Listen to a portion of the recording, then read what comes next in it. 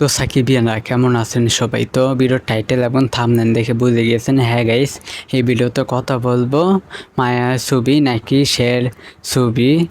তো দুইটা থেকে একটা ছবি নাকি বাদ যাবে। তো এই বিষয়টা নিয়ে আমরা জাস্ট কথা বলবো। অনেক জায়গা থেকে আমি শুনতেছি যে মায়া ছবিটা, তো এটার নাম আমি আগে শুনিনি। তো কিছুদিন ধরে আমি শুনতেছি মায়া ছবির ব্যাপারে। তো আপনারা শুনছেন নাকি? তো অবশ্যই কমেন্টে বলবেন। তো আমি অনেক জায়গা থেকে শুনতেছি যে শের সিনেমাটা নাকি বাদ যাবে, তো মায়া ছবিটা হবে। তো ভিউয়ার্স, আবার অনেক জায়গা থেকে আমি শুনতেছি যে শের ছবিটা থাকবে, মায়া ছবিটা বাদ যাবে।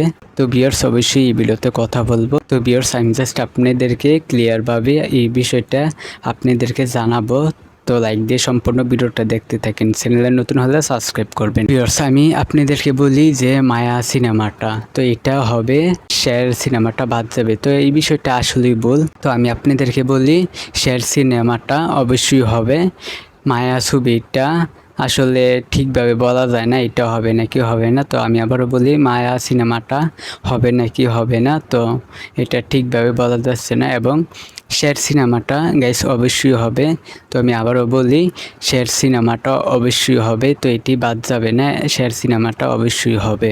তো আমি জাস্ট আপনাদেরকে এই বিষয়টা জানিয়ে দিলাম। তো ভিউয়ার্স, ভিডিওটা ভালো লাগলে অবশ্যই চ্যানেলটিকে সাবস্ক্রাইব করবেন। আর সাকিবিয়ানরা অবশ্যই আপনারা কোন মুভিটা চান, শের মুভিটা চান নাকি? তো অবশ্যই আপনারা কমেন্টে জানান। তো ভিউয়ার্স, শের সিনেমাটা মারাত্মক হবে গাইস। আজকের ভিডিও এই পর্যন্ত।